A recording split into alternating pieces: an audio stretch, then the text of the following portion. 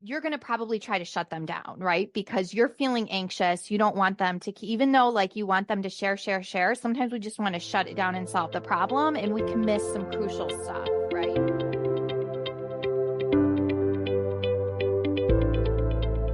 Hey mama, welcome to the Balanced Mom Method podcast, a safe space to help you transform the way that you approach motherhood and life.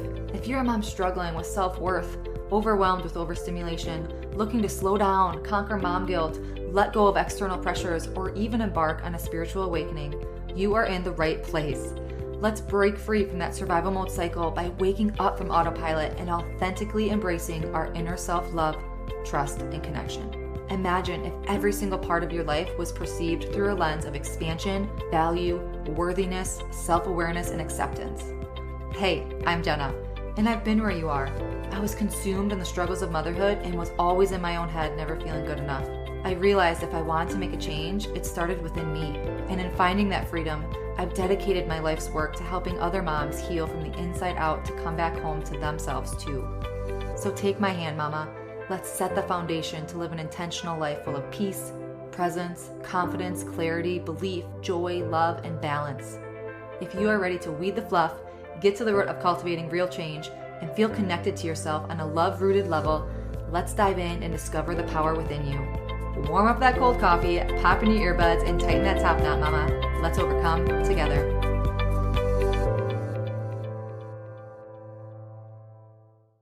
Hello, beautiful mamas, and welcome back to another episode of the Balanced Mom Method podcast. This is your host and intuitive life mentor, Jenna Smith. Yes, it is me, even though it might not sound like me. Sickness hit our household once again. Bless to you, mamas. This is the 6th season on top of everything else. So mama went down this time, but I'm feeling better. And it is the tail end of this crud. So just bear with me in my voice. I'm so excited for today's chat. Today's episode is another special one as we have a wonderful guest joining us, Kristen Mattison. She's not only a mom to 2 amazing boys, but she's also a passionate advocate for making motherhood an enjoyable journey. After facing the challenges of postpartum herself following the birth of her 2nd child, she discovered just the power of routines in maintaining her personal mental well-being. And in 2019, she took her experiences and insight to the digital space, and she created a blog called thisroutinelife.com. And I have to say, when I started my blog, I saw her blog and she was a big inspiration to me. So when she emailed me, I was like, oh my gosh, this is the Kristen, like This Routine Life. I followed her so much. So I was so honored when she emailed me. But she not only shares just her personal routines, but she also highlights stories and routines of other moms. And just she fosters such a beautiful community where we all support each other. And her journey does not stop there. She has a background in counseling. She has a certification as a life coach, and she's expanded her reach by offering live workshops and coaching sessions with a mission to help moms feel less overwhelmed and truly savor the joys of motherhood. And this is incredible. What sets her apart is her knack for breaking down complex challenges into practical steps.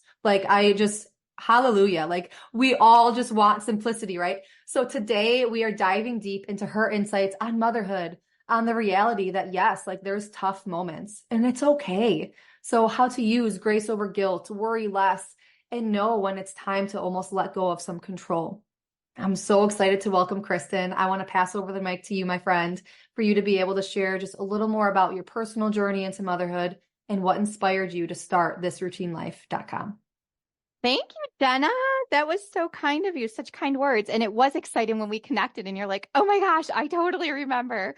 Because I have to say, throughout the years, 2019, I started thisroutinelife.com, and then I was so gun-ho. And then March of 2020 hit and I was like, so gun-ho. And then 2 months later, I was like, walked away for a little bit. So it was like so fun to hear, that you had remembered and everything. So yeah, I would say, you mentioned a lot of it. I just really struggled with how I felt about motherhood after I had my kids, and thinking that I thought it was going to be great. And I thought it was going to be all these like loving, great emotions. And it was like the complete opposite for me. And after going through my postpartum journey and my kids becoming a little bit older, I still was recognizing that I was feeling a certain way about things and not really enjoying as much as I wanted to enjoy being a mom. And so I remembered that I am a structured person and that I thrive on structure and I thrive on productivity and I thrive on simplicity also, and not having a lot of chaos, so to say. And that is what inspired me to start this routinelife.com, because it was going to hold me accountable to the routines that I wanted to implement in my life, Mhm. and share some of the things that were working in our household. And then, like you said, I really enjoyed hearing how other women were and other moms were spending their time and what they were doing to enjoy motherhood more. I also wanted to normalize that it's okay if you don't enjoy motherhood, because I think we've gotten better, but I don't know if I ever received that message growing up Mhm. that it was hard, that like you're going to worry no matter what, really, even though I'll talk a little bit about how not to make it so interfere with so much with your life, the worry. But it's like, I try to normalize that this is okay to like not enjoy every moment of motherhood either, right? We're going to Sure. have times where we want to run away, where we want to like hide in the closet, where we don't want to be around our kids, and that's okay. That's all part of the human experience. So, I love that you brought that up because we always like that's where the guilt comes in, right? Like that's when we feel like we need to be maybe doing it all, or we're not doing something right, or we're not doing something how we think like we should be doing it. And there's all like so much stuff coming at us all the time. But that's like part of the human experience, like what you just said. So to really reconnect to you, and you said like you thrive in that capacity, and that's so amazing. Because then for you, you figure out what works best for you, but then some other people might not thrive in that capacity. They're like, where's right. Kristen? I need her in my life. Right. Yeah. So how kind of dive in a little bit more and like how you discovered like this transformative power of routines within your life. Like, were your kids really small? Were within the like that postpartum? Yeah, I guess that is most of my question, like how you Okay. kind of got out of that hole. So like you were in that Yeah. postpartum. How old were your kids almost? I mean, I remember when I think when I started going on medication, my youngest was probably just months old. And then my older one was probably 2.5. So that's when it started. And I would say at that point too, I just didn't want to feel like I was going to explode all the time with just Mhm. frustration and agitation and irritation, right? So I think sometimes what I try to tell women too is like, you can look at all the routines I have and stuff, but you also have to remember what season of life you're in Mhm. and what's going to work for you.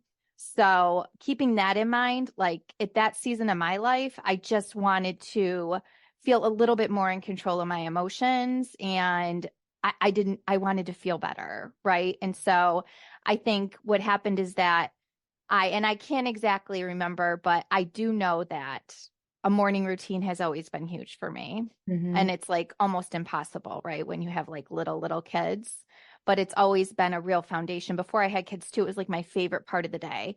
And it's what I really talk a lot about through the blog and when I'm talking in my community and stuff.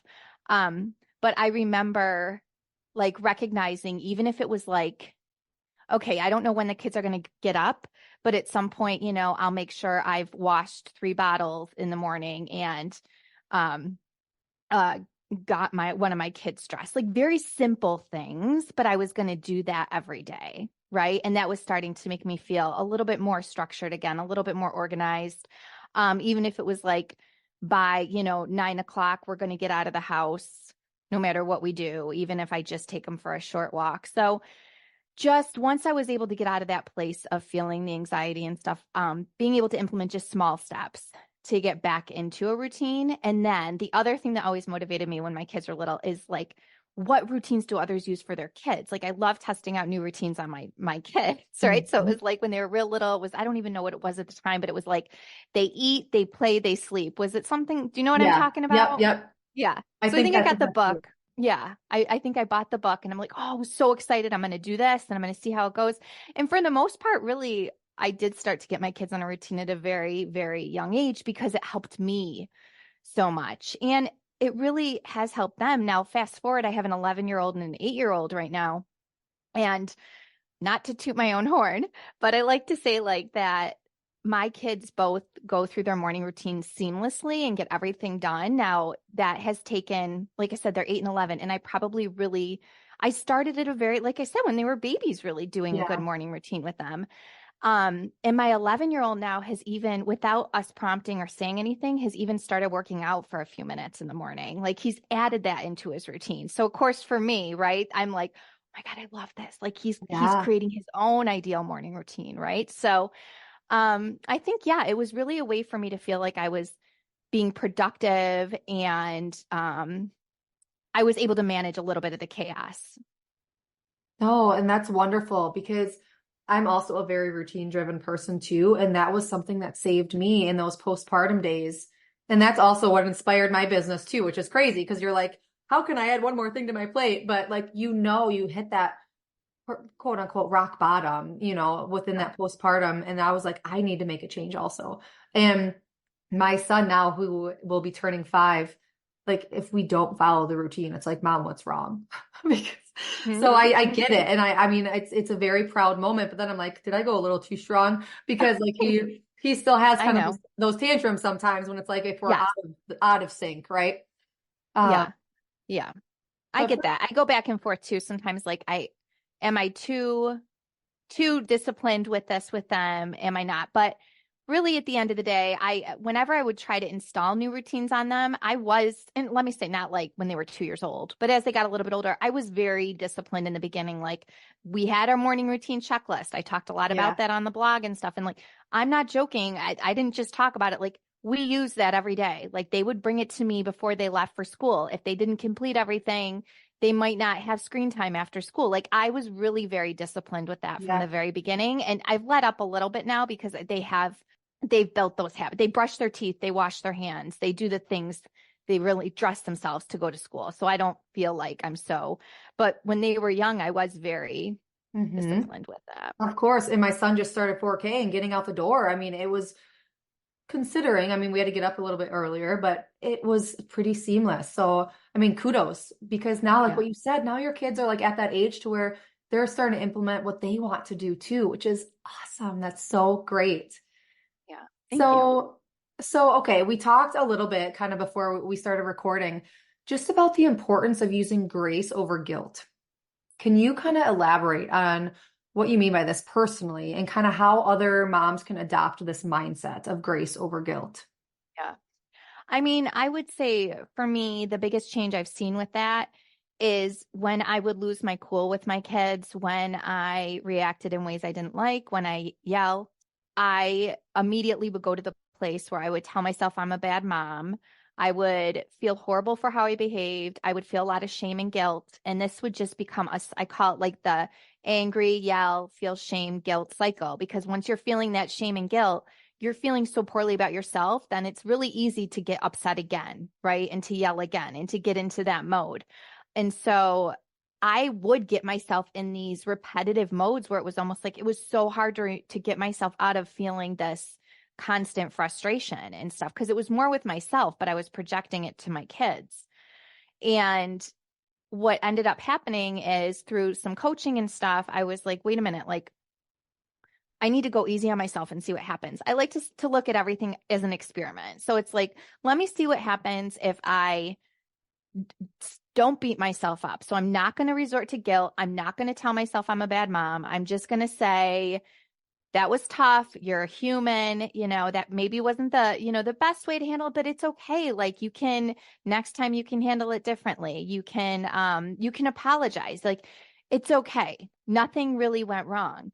And when I came from that place, that grace, giving myself grace, I was able to diffuse that cycle and kind of like, I like to say I cut it off because I was more in a positive emotional state now versus a negative. So I wasn't continuing to like cycle out into this like yelling anger phase. So Mhm. I was able to feel better about myself. And then once again, I projected that onto my kids. So then I was able to apologize. I was able to, and then I would handle the next situation differently because I was acting so much more kindly towards myself in those moments versus reacting out of anger and things like that. So I always like to say, Just use it as an experiment with yourself. Nothing can go wrong if you use grace. You do not, let me tell you this, beating yourself up will not get you anywhere good. You may think, oh, I'm going to beat myself into, not yelling, or the more I'm down on myself, the more I'll feel bad about it and then I'll change.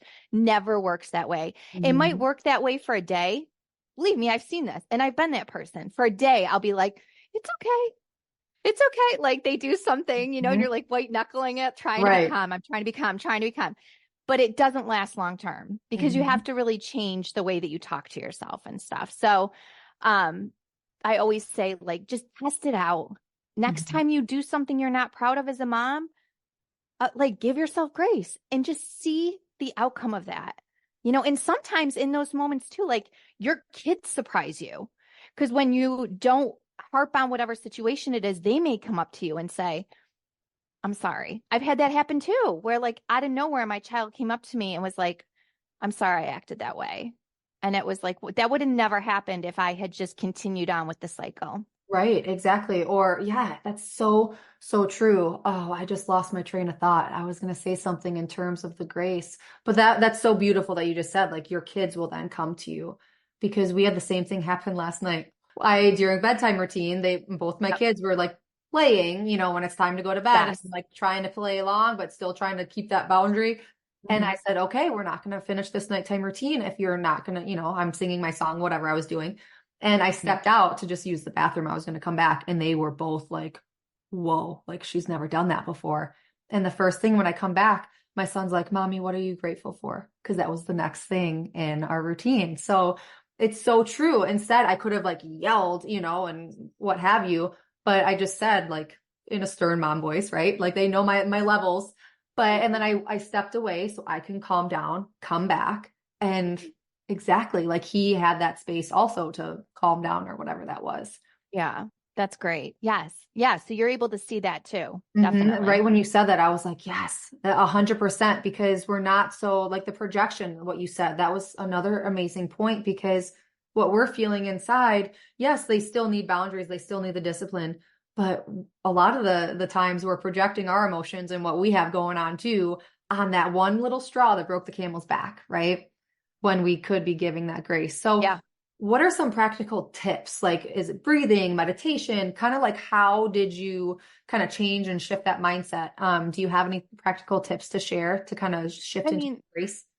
one of the things that I always recommend is that, and this helps you kind of, is like giving yourself an intentional pause before you react to a situation or even after you've reacted to a situation. So I'm huge on timers.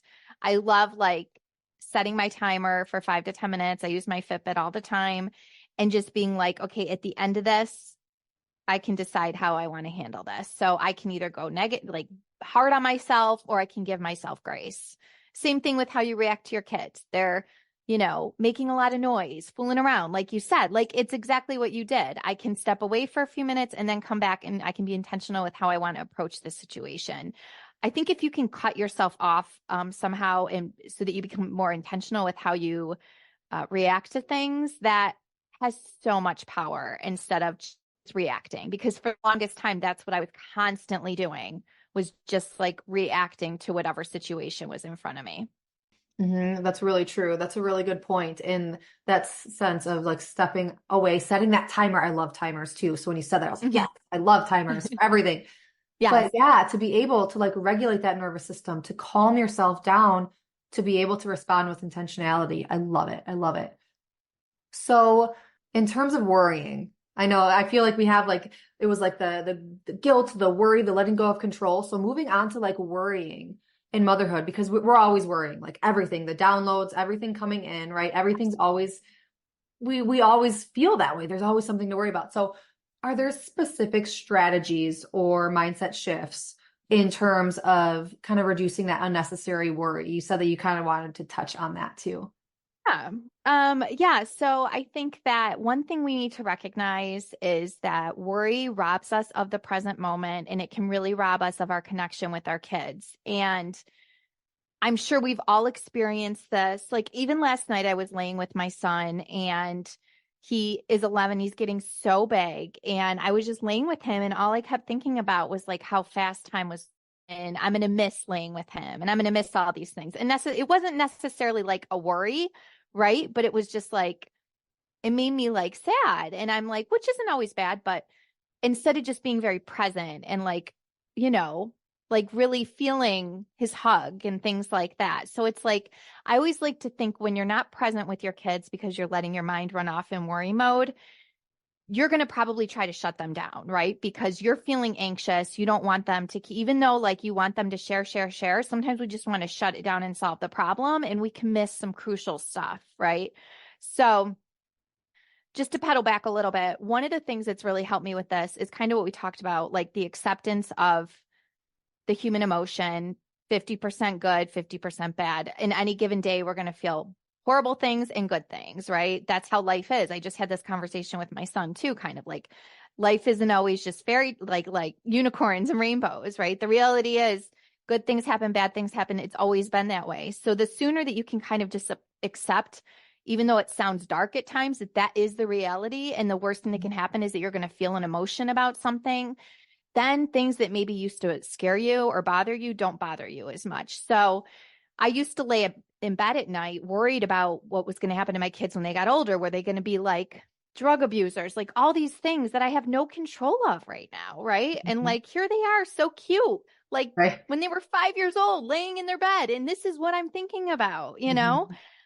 So it just causes me to feel anxiety, and then I would act out of that anxiety, right? So when I was able to kind of accept that and feel into that and recognize that, yeah, like these things may happen in the future, they may happen tomorrow. I have no control over that. And the worst thing that's going to happen if it happens is I may feel an emotion that I may not like. I was able to kind of let go of that and also have trust that I can probably handle whatever will be given to me. And once I had that acceptance, I could then be with them in their time of need. And I could like sit with them at night in bed and I could be present with them and not think about what would possibly happen in the future. If they're sharing something that happened at school, instead of thinking about, oh my gosh, I have to message the teacher if this keeps happening, you know, who's this kid? Who are the parents of this kid? Like all those things that we as parents think about, right? I could be listening. And because I've had this happen too. Like my son has shared things with me and like, I get all worked up and the next day they come home from school and I'll be like, how did it go? You know, what happened? And they forget what it was that they were so worked up about, or they're like, oh, it's fine. You know, we're friends now. Or, so it's like, if you constantly respond out of worry and anxiety, it will eventually probably make a rift in your relationship with your kids and you won't enjoy motherhood as much. So I think just really trying to stay present, recognize you can't control. Listen, your child could have the most beautiful upbringing ever and things are still going to happen, right? We see it all the time. So it's like, you can only control right now. Exactly. So, Exactly. yeah. And presence, like especially when I had my second, like when I had my first, of course, like you want to be present and like everything changes, right? When you're a first time mom, like your whole world changes. But then presence, like being present really came into my life because like nothing else mattered. And because I do struggle with anxiety. So that was a really big piece of my life, let's say, like with my intentionality and like the presence that I have with my children, because, okay, you don't want these moments to go away. But again, that's life. Like time is passing. So Yes. the one thing, because the majority of people do not live in the present. So to Mm-hmm. be able to cherish those moments, that was something that really helped me too. And the actual listening piece, what you just said, like actually listening to them, because let it be like you can help them through something versus thinking like, okay, messaging the teacher or what have you. They need you right now, so in that moment, Yes. that's what they needed was you, and let it be your care, your love, your compassion, whatever that is, but your present time, they sense that, like your energy, like they know. Yeah. So that's a really, really good point. But moving on, you said letting go a couple times. So like kind of segueing now, like letting go, surrender, like that's it's so hard, right? It's such a challenge. So how did you navigate this? Like how did you learn Yeah. to let go of that control? Well, I would love to say I like let go of all the control, but that's definitely not true. Um, But I think what happened is I recognized how much my need for control was causing me to react to my kids in discipline in areas that weren't necessary. So they're making loud noises. So they didn't listen the first time. As annoying as that may be, as much as sometimes I wish that wasn't the case, it's not necessarily grounds for like, let's take away the screens. You know what I mean? So I had to recognize how much I was trying to control so many things in my environment. And like the bottom line is, from the time your child's born, you can't control everything about them. Like if you're a first time mom, you probably remember being out when you were a first time mom in public with your newborn, like, I hope they don't cry. I hope they don't cry. Right. Cause it's like, you're like, oh, you don't want them to make a lot of noise. People are going to notice. And stuff. Like you can't control that even at that age. So when I could just recognize that my need for control was causing chaos in this house and causing me to yell a lot, I was able to like really test out once again. It was a lot of just testing out. Like I would set my timer for like 10 minutes, be like, boom, in the hall while they should be getting ready for school.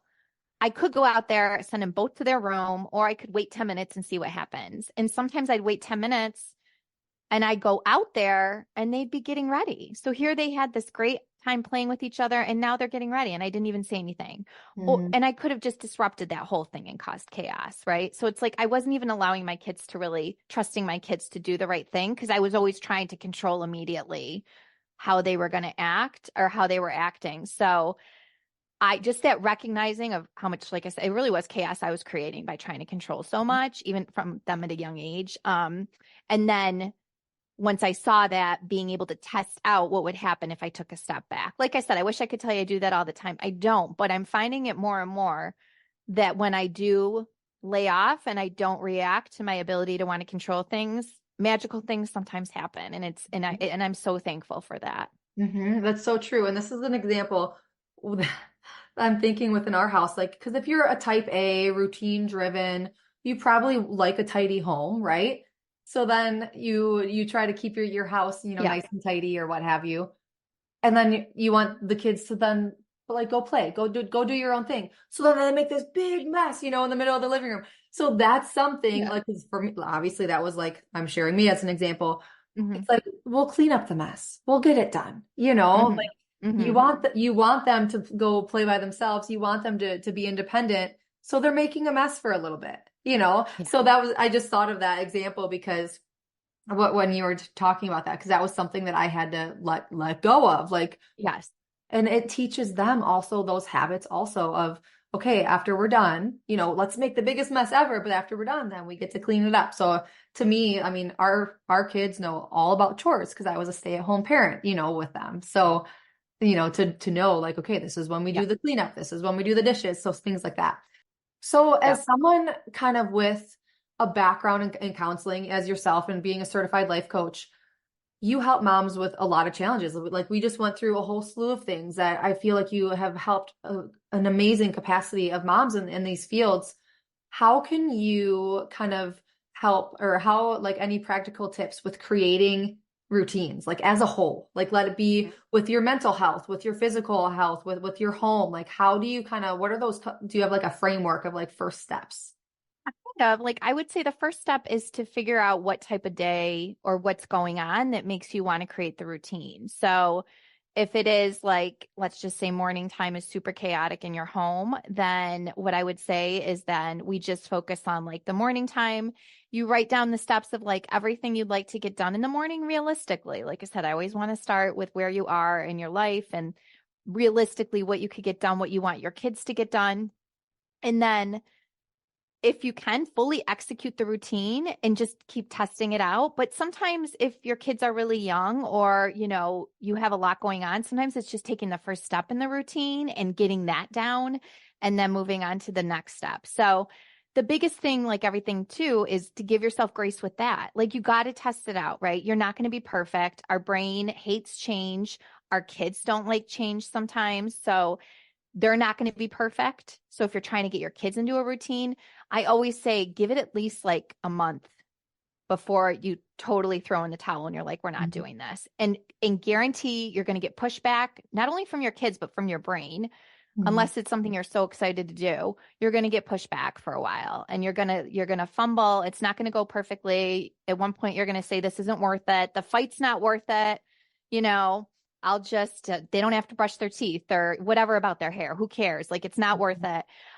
But it is worth it. really, in the long run. So stick with it, understand that it doesn't have to be perfect, and pay attention to all the little wins along the way. So that morning when you get out of the door in time or with 5 minutes to spare, like mentally give yourself a high five, pat yourself on the back, like celebrate it. I don't know, my phone must be somewhere, but I was going to say, even in my notes app, like I'll do like a wins, like document your wins. It's something we don't do as moms. We don't write down the things that are working. We're always thinking about what needs to change, how this should be better. I should be doing this.